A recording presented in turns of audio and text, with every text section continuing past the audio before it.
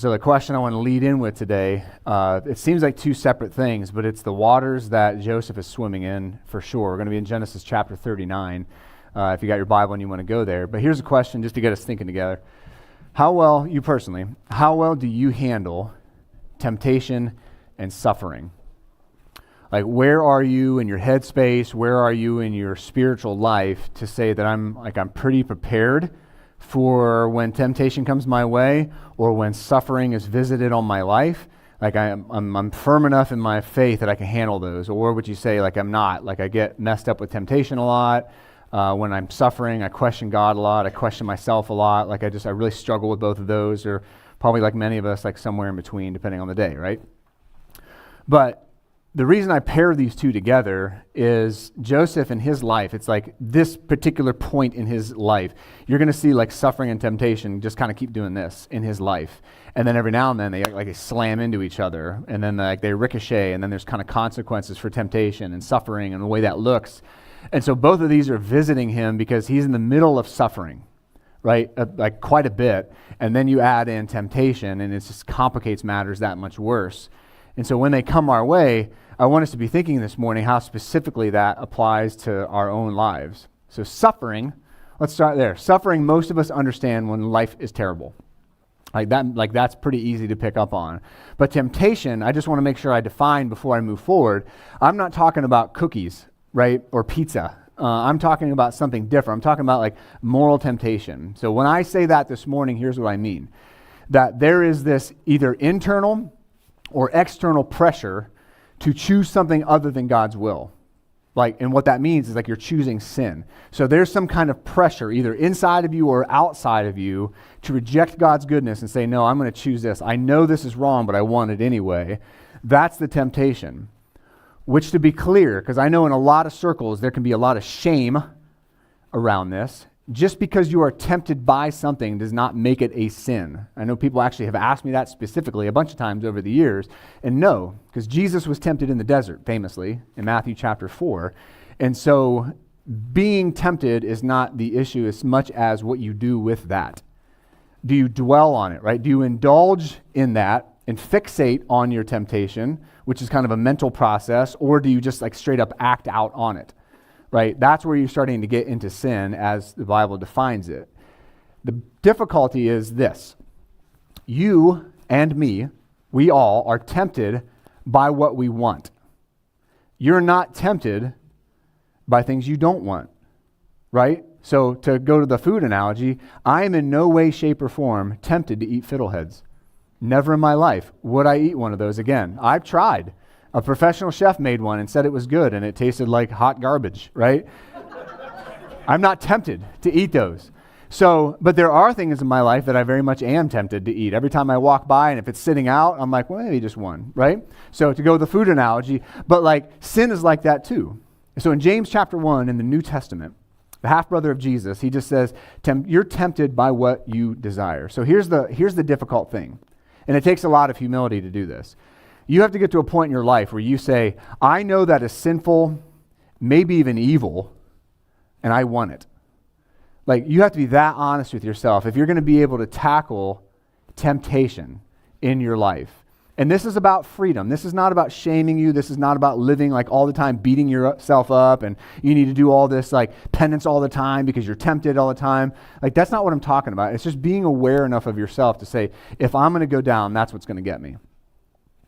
And it changes with the stage of life you're in. So I want to give you a few examples because I want to make this message hyper personal. Whether you're here in the room with me or watching and listening, I want you to be able to make this hyper personal. So early in life, the temptations that we feel tend to be more external, right? Outside forces on us. When as we age, they tend to be more internal battles that we're facing. And so here's what I mean. So if you're a teenager, this is the kind of stuff that's going to get you. These are just a few examples from each stage of life. When you're a teen, it's like a huge part of you is identity and peer pressure, right? You are trying to figure out who you are, why you matter, like what makes you special, like where you're headed in life, like all those really important questions you're wrestling with in your teenage years. And as a part of that, why it's so important to have good people in your life is your peers exert a lot of pressure on you. And if you're not with the right people, the temptation then is going to be toward negative peer pressure. So now you're going to be compromising what you know is right to make friends or for a romantic relationship, whatever the case may be. Now there's positive peer pressure, obviously, but I'm just kind of looking at like the temptation side of that. Obviously, as your body is coming to life, another big temptation is sexual pressure, right? As I said last week, like what God defines his purpose for sex is very, very narrow. It seems archaic, it seems outdated, but I would always push back and say, but where is our like modern sexual ethic gotten us? Not to a lot of good places. It's just not done a lot of good for us. God defines it very narrowly. He says it's a gift for a husband and wife to bond them forever in matrimony, like in holy matrimony. So that temptation, as your body is coming alive with a cultural sexual ethic that's not biblical for sure, is hard. It's a huge temptation, obviously.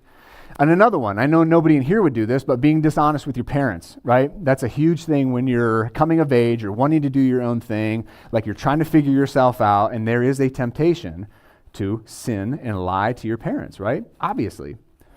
Another one that I see a lot in younger people is procrastination and avoiding responsibility, right? We don't want to grow up. Things get hard, the higher level you go in school, the harder things get, and there's going to be a real temptation to just kind of want to check out from that and not do what you're supposed to do. It's a huge temptation at that stage of life, right? And remember all these because I'm going to come back to these in just a second. Now you graduate and you become a young adult and you got a whole new world of problems that you never even thought existed, right? And all these things that go along with it. So now you're a young adult, next slide, and you've got issues that you're going to have to think about. Some of them are still the same. Sexual and relational pressure are still there, right? The ethic that you want to follow as a Christian, if you are one, is not what all your peers are following. So that can be very difficult. It's a huge temptation to just give up. Closely connected is spiritual apathy. When we go through our early 20s especially, there is just that kind of like, oh man, I'm just trying to figure out so much in my life right now. My spiritual life with Jesus just doesn't seem to fit into that. And there's going to be a huge temptation to just try to check out of that and go on with the rest of your life and try to figure it out on your own. It's a huge temptation. So it's why we kind of have to drill down, why we have to have good church community to help us through that phase in our life. Then what can happen as we get out into the real world, as it gets more difficult, as we age through our 20s, now all of a sudden you have what can sneak up on us is addictions and escapism. Because life is maybe not making sense, maybe not following the same path we thought it should. So now maybe we're drinking a little bit too much. Maybe now we're smoking pot all the time. Maybe now we're playing video games every free second I get. Maybe I'm constantly on my phone. I am trying to check out of life because it's difficult. It doesn't make sense. It's not the script that I thought I was following. And these things right here, temptations that can really just gradually sneak up on us and become monsters in our lives. Huge monsters. Then, if we're not careful, what ends up happening, another temptation in this phase of life, things like depression, anxiety, and hopelessness, because again, it's like, where's my opportunity? I followed the script, I went to school, or I did this, and I got this job, and now I feel like I don't have opportunity. I can't move out of my parents' house. Rent is too much. I'm never going to be able to afford a house. I can't find a girlfriend, boyfriend. I'll never get married. Like, all of these things, the temptation is to get overwhelmed by all these natural parts of life.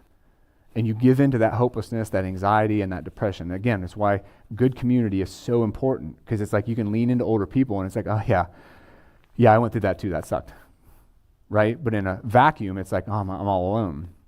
Now you're starting to grow up a little bit, and now you're like a full-grown adult in your 30s and 40s, right? Or at least you feel like it kind of. And now, though, what can happen at this stage is workaholism, right? Now you're starting to climb the ladder maybe a little bit at work, and so now you're crushing it, you're hustling all the time, and you're neglecting your family. You think the things that your family needs is material stuff, which is the next one. You start to look around the world. You start to see what other peers are doing in their professions. You see what they're making. You see the kinds of vacations they're going on, the clubs that their kids are in. You start to see all these things, and you start to be crushed by the weight of comparison. All the joys being sucked out of your life, and so you're just running in circles trying to keep up with everyone else at this stage of life. It's a real temptation. And if you do have kids, of course, trusting God with them becomes very difficult. Because if you're not careful, as parents, we start to live vicariously through our kids. So if our kids mess up, if our kids do this, we begin to wear that really personally. We begin, again, to see what everybody else is doing with their kids. And, of course, everything, all the homesteader moms, they're posting on Instagram. It just looks like, wow, why can't I be like that? What am I doing over here with I'm barely getting out of pajamas. It's like all of that stuff. We start to compare. Or if you can't have kids. Gosh, I'm almost 30. Gosh, I'm almost 40. I need to have kids. And we start to feel the weight of that pressure. And the temptation that goes with that is just how we feel about ourselves, and then the disillusionment that can come. The temptation of disillusionment because of where you are in life. I thought I'd be further. I thought I'd be married. I thought I'd have kids. I thought I'd be successful. I thought I would have this, and this. And disillusionment is a real serious temptation at this stage of life. So as we grow up, right, the external pressures, they begin to turn into internal pressures. And then when we get to our 50s and beyond, so for our mature crowd, you didn't get out of this. What can happen when you start to age up a little bit? Something that I see and I talk to older people about that are aware of this kind of stuff is cynicism. If you're not careful, cynicism begins to take over because you look at the state of the world. That's not the world I grew up in. And then you look at younger generations.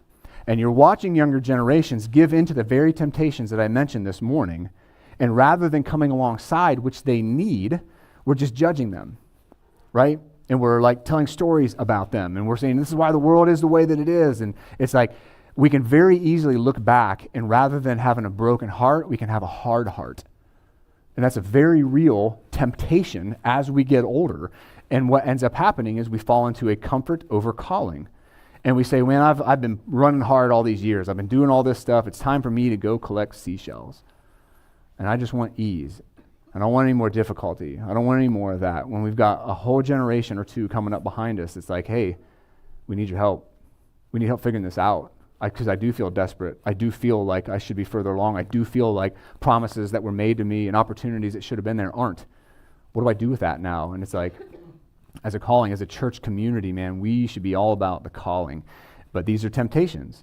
And then another thing is, like when I talk about like looking back and looking ahead, as you get older, there's more time to look back on, right? And there's less time to look ahead to, and that creates fear because now we have regret from what we did in the past, and maybe we're looking ahead to the future and thinking like, man, what about my finances? What about my health? What about my grandkids? And so it's like, again, it's more internal, the wrestling as we get older. And so my lead in on this was much longer than normal. Because like I said, I want this to be hyper realistic for you. As he's going to go through his temptation and his suffering, I want you to think about what yours is at this stage of life. Because it's going to be different if you're a teenager than if you're 50s plus, right? That's a much different world. But how are we walking through that? Because Joseph, we're going to be, as I said, in Genesis 39, and we're going to see Joseph stand firm. And the thing about standing firm, the thing about being ready for the moment is that you're ready for the moment. So when Joseph has his moment, he's ready for it because he already has set in his mind, this is how I'm going to think when I go through these things. It's pretty evident by the way he reacts. It's pretty evident by the things that he does. And so my question for you is, when your moment comes, what is your faith in God going to look like? What is that temptation, or what is that suffering, that season of suffering going to do to you? Right? Because Joseph's lasts for a long time, 13 years of just straight up suffering. And it's like, and we just have to ask that question, like, what are we like in those moments? So big lead in, but I want you just to make it personal. So bottom line though for today, a truth I know to be true for me and like in scripture and in people I love. Suffering without God breaks you. And suffering with God, however, shapes you. Because suffering without God, there's like no meaning in it. And when we suffer without meaning, that leads to despair, right? I see that a lot in people. But if I can say ahead of time, I've made the decision, I know that God is in this with me. And we're going to see that 4 different times in this passage in Genesis 39, that Yahweh was with Joseph. And if I haven't made the decision ahead of time to say, I know God is in this, and I know that God is going to shape me through this, I'm going to be a different person when I get to the other side of that temptation or the other side of that difficulty if I don't do that ahead of time, right? Because what's going to happen is I'm going to be shaped not by God, but by the suffering. And that's a different look on the other side of that. So again, just kind of thinking through and wrestling through this stuff together, making it personal. So today's sermon, standing firm with Joseph in Genesis 39. So that phrase, I'll take you back to what I just said. The Lord was with Joseph 4 different times in this passage. And it's a huge thing that really emphasizes the bottom line. Suffering without God breaks you, but suffering with God shapes you. So let's just check this out. Let's go to verse 1 in Genesis chapter 39. So, it says, Joseph had been taken to Egypt. So as a reminder, We're in Genesis 39. In Genesis 37, he was sold by his brothers into slavery. So this is picking up from 2 chapters ago is what's going on. His brothers sold him into slavery. Now he's been taken down to Egypt, and an Egyptian named Potiphar, and Potiphar, if you didn't know, means he whom Ra has given. Ra is an Egyptian god. So he who Ra has given, an officer of Pharaoh, so he's a pretty important guy, and he's the captain of the guards. So he's got some pretty serious clout. This guy bought Joseph from the Ishmaelites who had brought him there. So make it personal. Like, feel the human element of this. This is a journey that Joseph is having to take. He just goes from the highest of highs now to the lowest of lows. God gave him this vision that his future would be full of responsibility and authority. He feels the call of God on his life. He feels certain that God is doing something in his life, and the reaction to that is his brothers hate him. His brothers want to murder him, but instead they sell him into slavery. So now he's taken a 300 to 350 mile journey, because we don't know specifically where he is in Egypt, but he's taken a 3 to 4 week journey in a camel caravan through hot, right? This is not first class, that, you're a slave now. Like, nobody loves you, nobody cares about you, you don't have any rights, and he's got 3 to 4 weeks to sit and think about this. So if you look at this map, up in the very top right, where the red arrows go, that's Dothan, that's where he came from. So again, 3 to 4 weeks, 300 to 350 miles or so, depending on where he ended up actually, but a long, long journey. And I wonder, we never know the internal thoughts of Joseph. And I just wonder what he was thinking. Like, how do you process unfairness and suffering, you personally, when you're going through it and it's just wrong? And there's no answers. Like, what do you do? How do you process through that? Because we don't know Joseph internally what he's thinking. We just know by his actions kind of where he was.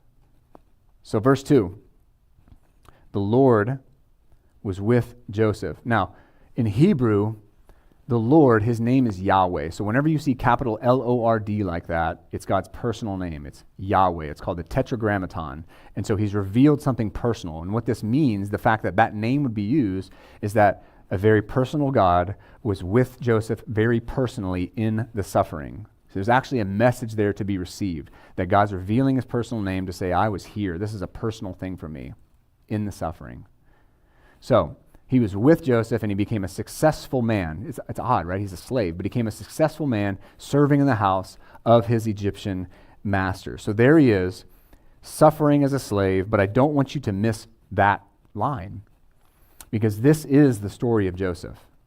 Right here, that Yahweh was with him. But it's not just Joseph's story. Again, we have to personalize Scripture and say, and he's also with me.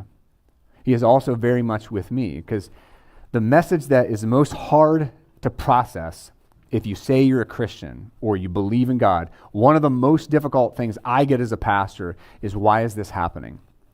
There's never a clear and easy answer for that. Unless it's like, well, you made this decision and now this is your consequence. That's a little easier. But when it's just like things are happening, right? That's really hard. But here's the story of Joseph right here in a nutshell. Life is difficult. Suffering will come, but it does not mean I'm not with you. Like, that is one of the hardest things to process. And it's one of those things I will tell you personally, Kyle Sargent, me, I have to have my mind settled on this ahead of time.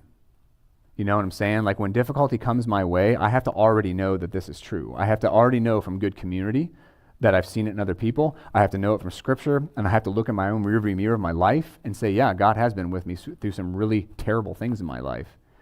And it's like getting prepared for anything, right? Like, you wouldn't just jump in the ring with a guy like Mike Tyson, right? You just wouldn't. Most of us, I wouldn't do it anyway, right? Regardless of how prepared I was. But you certainly wouldn't jump in there unprepared. You would want to think ahead of time, because, again, when you're in there and you're in the moment, you want to be able to know what to do without, thinking it out. You got to know ahead of time, right? And so having a plan, even when things go sideways, because Mike Tyson always said, everybody has a plan until what? They get punched in the face. Right? So it's you got to be settled with that resolve, because you're going to get punched in the face, right? And so understanding this ahead of time has been so valuable for me. But that is the story of Joseph in a nutshell. So verse 3 says it again. When his master saw that Yahweh was with him, so it was evident in his life, maybe Joseph was even talking about it, we don't know, and that the Lord made everything he did successful, Joseph found favor with his master and became his personal attendant. So he's climbing the ladder, so to speak. Potiphar also put him in charge of his household and placed all that he owned under his authority. So, good lesson from the life of Joseph. Despite his suffering and the unfairness, he kept bringing his best. He didn't just give up. He didn't just quit. He didn't just sulk and feel bad for himself. He can just continue to say, I know God is with me. I know God's got a calling in my life, so that means I'm not going to give up. Even though we don't have personal thoughts from Joseph, we have his actions, and we have what other people recognized in his actions. So it's really cool to see that, his heart continued to be, in spite of everything, in a good place. And God just continued to bless that. And the result of this kind of effort, the result of this kind of work ethic that he had was that the Lord, as God promised in verse 5, the Lord blessed the Egyptian's house because of Joseph. So, easy to read over this and kind of miss what is being said here. We're in Genesis chapter 39. Way back in Genesis chapter 12, God said to his great-grandfather Abraham, I'm going to bless the world through your family. Exactly. So, this is God keeping his promise. So if you have a Bible, if you're able to make notes somehow, I think it's good on this verse to say, Genesis chapter 12, God made this promise. And God now is doing this. He's starting to bless the world. It's the Egyptian. The fact that he's called out specifically for being Egyptian and being blessed is to show the fulfillment of that promise. So after this point, things are going to get a little sideways for Joseph. They're going to start to get difficult for him, and not because of anything he's doing, much like everything else. But here's where it begins in Egypt. So here's a description of Joseph. Here's what he looks like. Now, Joseph was well-built and handsome. He was well-built and handsome. So that's just an explanatory note to say, okay, and this is why everything that's going to happen to him now happens. So verse 7. So after some time, his master's wife looked longingly at Joseph and said, sleep with me. So she was a very subtle woman, apparently. Now, in all the passages before this, it's in Genesis, not all, but a lot of them, most of them, have been men taking advantage of women, sexually or otherwise. So for here, you're seeing a woman in a place of position that now seems to be lonely and bored. And typically being lonely and bored is not always a great recipe, right? And so what's happening here is that she probably has everything that she needs. She's a very rich woman, and she probably has a husband that's never around. He's out there hustling for the Pharaoh, right? He's out there doing his thing, probably never around, and she's just like, look at this hot guy. And all of a sudden she starts giving into her own temptation. And so she starts to try to tempt him. Now again, everything that he's going to go through begs the question, why does God continue to allow these things to happen to him? Why is he being sold? He gives him this great vision, only to be sold by his brothers, only to be now in this position where he's being tempted, and then his story of difficulty is not over. So why? So what you see in this, you have to remember where his story is going, what the vision was.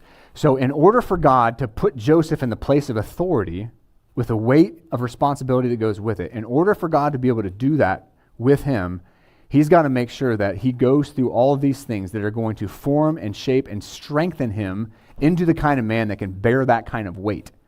It's going to be a huge responsibility that he's given. And so as we go through trials, tribulations, and struggles, it's okay to ask God why. It's okay to be upset and say, God, I don't get this. I'm really angry that you would let this happen.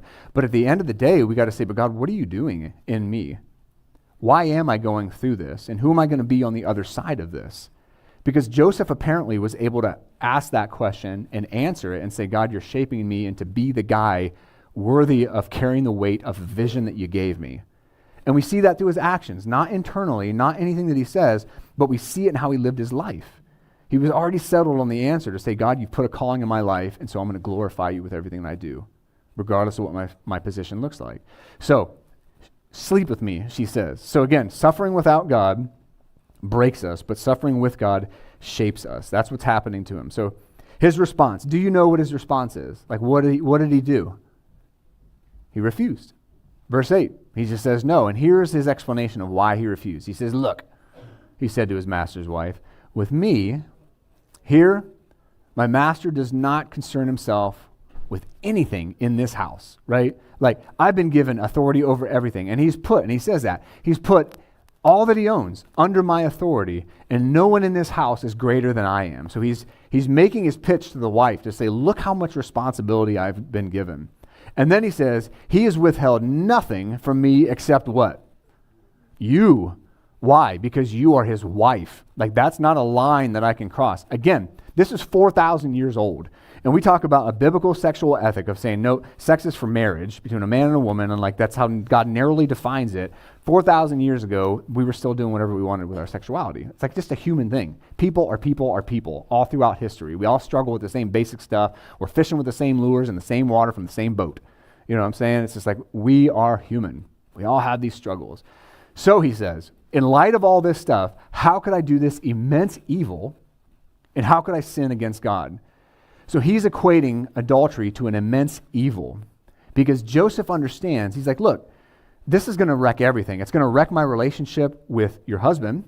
It's going to be a total abuse of the authority and the trust that I've been given, and it's going to be a sin against God. Like, this is a huge deal, and I'm not going to cross this line. Like, I understand what this means. And so again, kind of going back and thinking through where we are today in our own culture and being able to have enough guts to say, no, I do believe that God's sexual ethic is the best.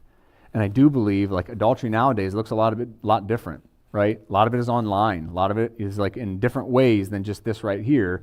So just understanding Joseph, he got what this sin was. He understood what this temptation was. Because like I said ahead of time, we need to think about this ahead of time. He knew what was up with this woman, and he was prepared for this moment. However, verse 10, she spoke to him day after day. So she continues to come around. She continues to try to seduce, but he refused to go to bed with her. So this is becoming a pattern now. But unfortunately, verse 11, one day when he went into the house to do his work, so he's just doing his regular thing, none of the household servants were there. Bum, bum, bum. Like, where are these people, right? Where are all these household servants? Because there was probably a lot of them. It seems, obviously, like she sent them away, right? She wanted to set this moment up. But again, you have Joseph understanding. I remember hearing this years ago. Like, our sexuality and the drive and everything that goes with it is this beautiful gift. It's like a fireplace. It's like a well-contained fire. Who doesn't like a well-contained fire, right? Oh, it's so warm and little marshmallows. It's like, it's great, right? Fire out of control is not a good thing. It's destructive and it destroys everything. Think California, right? So when we think about this topic, yes, it's a beautiful gift, but it's still powerful, and we need to be careful that we're not just spreading it everywhere because it can cause damage. Joseph knows this. Verse 12, it says, she grabbed him by his garment and said, sleep with me. So he still has this conviction, and he still knows and understands this is wrong because he just explained it to her a while ago. So I want to bring in the New Testament into this moment, and I want to bring back the verse that Brittany read to us this morning to start off. Because this verse right here from 1 Corinthians that she read already is one of the most misquoted verses in the Bible. I think it's misquoted the way that it is because here in America, we do not want to suffer at all. We don't think we should. Things are wrong if we suffer. Something's not right with the universe. And it's like, and we very much are given that from a very early age. But here's what this verse actually says about temptation. So from 1 Corinthians 10, verse 13, written by the Apostle Paul to a super messy church in Corinth with lots of sexual problems, lots of sin issues. He says, no temptation has come upon you except what is common to humanity. Like I said, we're all in the same boat, fishing with the same lures, in the same waters, going after the same fish. Like people are people are people. We all struggle with the same stuff across time. But it says God is faithful. Well, why is he faithful? How is he faithful? This is how Paul says God is faithful. He will not allow you to be what? Tempted beyond what you are able. How do we misquote this here in the West a lot? You guys know? He won't give us anything we can't handle. God will never give you anything more than you can handle. That's not true at all. Matter of fact, the same guy that wrote this, in the very next letter that we have, 2 Corinthians, in chapter 1, verses 8 and 9, he said, we were overwhelmed. We thought we were going to die. We were way beyond our strength. Paul specifically is saying God gave us more than we could physically handle, emotionally, mentally handle. And yet he says in all of that, and he also says it in 1 Corinthians, however, we're able to push through these things because God's strength is with us. It always comes back to God's strength. So even in the trials, even in the tribulations, but this verse here is specifically about temptation. God is not going to allow you to be tempted beyond what you are able. Well, what's that mean? If it's not God won't give you more than I can handle, because that saying has to do with my strength, not God's, right? That makes it about me and what I am able to handle, right? And if you're given more than you can handle and you think God won't do that, what's that do to your faith? Also, as a side note. So this right here, he's not going to allow you. Well, why? How? What does that mean? So here's what he says. Here's what the Apostle Paul says. But with the temptation that's going to come your way, God is going to provide the way out so that you may be able to bear it. God's not going to leave you alone with that. He's going to help you get through that temptation. So, a way out. What was Joseph's way out? Again, this verse here and Joseph are 2,000 years apart. The Apostle Paul came out, he's writing after the death, burial, and resurrection of Jesus. So rewinding 2,000 years to Joseph, this is what Joseph did. This was his way out. Believing his garment in her hand, he escaped and ran outside. This right here is probably the story for me, personally, the story for me that people older than me, wiser than me, have always brought me to when they talk about struggling with temptation. They've always basically said, don't be too proud to just run. Don't think that you're strong enough to stand there and just be tempted by that. If it's a real temptation for you, don't be afraid to run. That might mean literally walking away. That might mean calling somebody immediately. I have accountability partners, and I'm like, dude, if you're struggling right in the middle of the moment, you can call me. If it's at midnight, you can call me. Don't wait till morning and say, hey, I failed last night. And I got to do the same thing with other people. If I know stuff in my life is getting the better of me, I need to run. I need to I need to break the thought somehow. And that's what he did. The Apostle Paul also. Fast forward 2,000 more years again, back to the Apostle Paul. Same letter. Flee from sexual immorality. Joseph's like, okay. And he fled, right? Obviously 2,000 years before Paul wrote these words, but still, he's like, okay, I'm out. But now we wrestle though. Story takes another turn. Now we wrestle with, you do the right thing.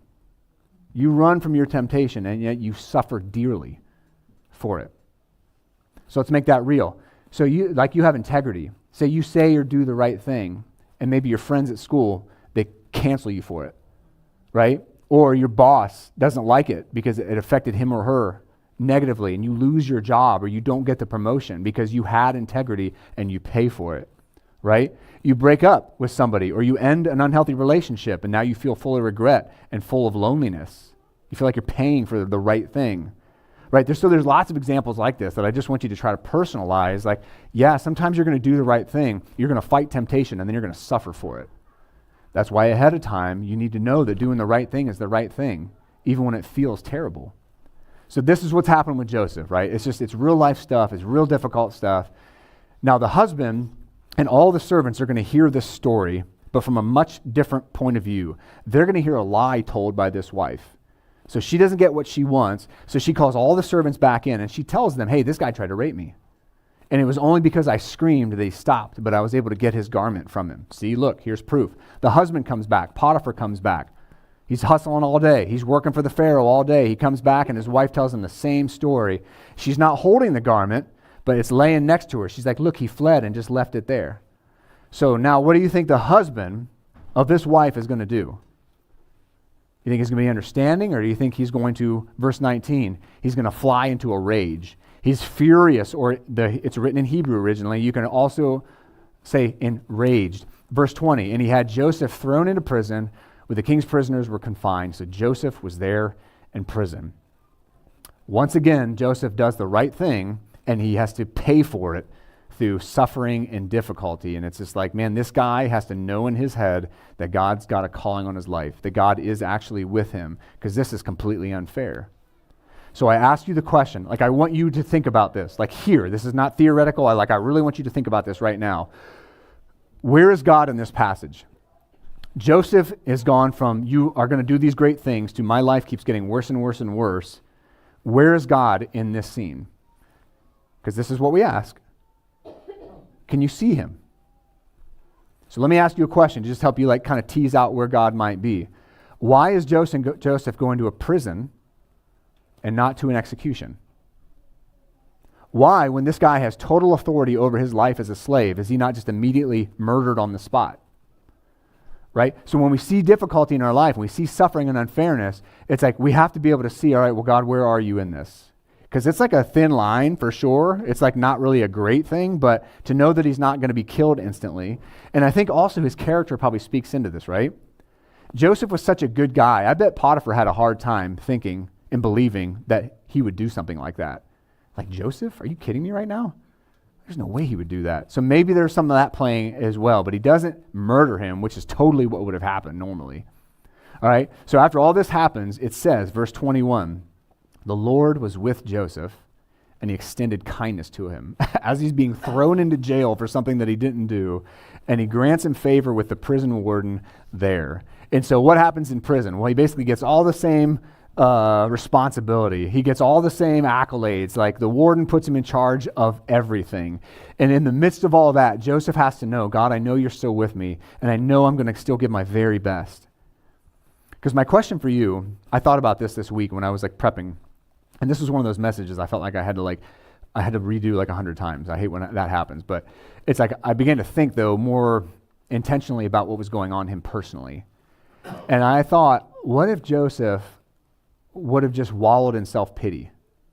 You know, like what if Joseph would have allowed victimhood to just take over, and then that despair, and then the depression, and just the hopelessness. Because I mean, I wouldn't blame Joseph, and I don't think you would either, for feeling that way in this environment. But if he would have done that, and he would have given himself into those temptations, he's just a dude that dies in jail, and we don't know his story. You know, he's not one of the most famous stories literally ever told on earth. He's not getting made into a Disney movie. You know what I'm saying? And that's a real loss for the world. So, your story is a lot like Joseph's. Your story is going to have difficulty and unfairness. But what are we going to do in those moments? We got to, like I said, we got to decide ahead of time, because God, look at this, God often does his most important work in us through the tension. I said that a few weeks ago. I got to know ahead of time that that is actually true, regardless of what I might be going through. Ease is a terrible teacher. Ease and comfort are terrible, terrible teachers. And so at the end of this story, how it all winds down is he gets all this responsibility. Things are actually kind of going in a good direction. Verse 23, and the fourth time it's mentioned, because the Lord was with him, and the Lord made everything that he did successful. It's hard to see that in the moment. You have to really be intentionally looking for it in the moment. God, what are you doing through this suffering? What are you doing through this difficulty? Why can't I get healthy? Why can't I get a job? Why can't I move out? Why, when I do the right things, do I keep getting hurt? You know, like these difficult questions. Why do I keep wanting to give in to fear? You know, why as a parent do I always feel like the worst is going to happen? Like there's so many temptations, like I said from that opening list, that can really nag at us, depending on what stage of life we're in. So just knowing ahead of time, being aware ahead of time, and thinking ahead of time, like, God, I know who you are, and I know you're working. So I want to land us on a final thought here. When suffering and temptation happen, we must choose. We can stand firm with God and be shaped by him, or I can try to stand alone and I can be broken by my circumstances. Like, I have to make that choice, and so do you. Which do you want shaping you? Your suffering or God? Because you're a different person on the other side of those things. When that comes your way, not if, when it comes your way, you're going to be a different person depending on how you handle this equation. I want to be shaped by God through my suffering. I don't want my suffering alone to shape me, because that's going to lead to despair. It will. People in my own life, me, Scripture, it's just a truth that bears out. So what I'd love for you to think about this week, identify your greatest area of temptation or suffering. Like, actually write this down. You know, like you have to be humble enough and honest enough with yourself to say, you know what, I know that's sinful, I know it's wrong, but I want it. So therefore it's a temptation. Maybe it's a few things. I don't know. Maybe just see where God takes you. Or maybe in your moment of suffering, maybe you're just in a season of suffering right now, a long one even. Joseph was in a season of suffering for 13 years, right? A lot of suffering. And so choosing maybe just one of those this week, and then say, okay, I want something specific, an action that I can take. Maybe Scripture I'm going to memorize around that area. Maybe it's an accountability partner. Maybe it's like finally like you're going to delete that app, or you're going to like, you know, maybe end that relationship. I don't know what it is. Or maybe you're going to take that specific piece of suffering and say, God, I need to bring this to you because this is really hurting me, and it's really making me question your goodness and your presence in my life. I get that you were with Joseph, but I certainly don't feel like you're with me. You know, God can handle your prayers like that. God created the universe and he gave his life for your sin. Like he's pretty tough. He can handle those kind of difficult prayers, and I think it's so healthy to be honest with him. So maybe it's like that you do this week. But just do something. Just do something intentional around suffering and temptation, because it's amazing what that will do. It's amazing what it'll do when you bring God into it, or maybe some other healthy Christians, right? Like it just changes, because the despair, the hopelessness, the loneliness, like those things are really, really hard when you're in community, right? They're hard to grow, when you're in good community. So just some thoughts for this week. But Joseph, man, his life and the things he goes through is so, so applicable. So let me pray. Lord, I thank you for this man, Joseph, this guy that lived through unbelievable difficulty and constant unfairness. And I just pray that we would learn from him, that we can see his actions. And so whether people are watching right now or listening, whether they're here in the room, help us to be shaped by you and not just our suffering. Help us to lean into you in those moments that don't make sense, Lord. Help us to pray heartfelt, honest prayers when we're in those dark seasons and we can't see you. Help us to know that you're with us, that you are there, Jesus, because you are absolutely there. And God, I thank you for it. I thank you so much for it. Go with us this week, Lord. Send us out with your spirit, with your blessing, with your presence, with the conviction if we need it. I pray that in your name, Jesus Christ, our Savior. Amen. God bless you all. Have a great week.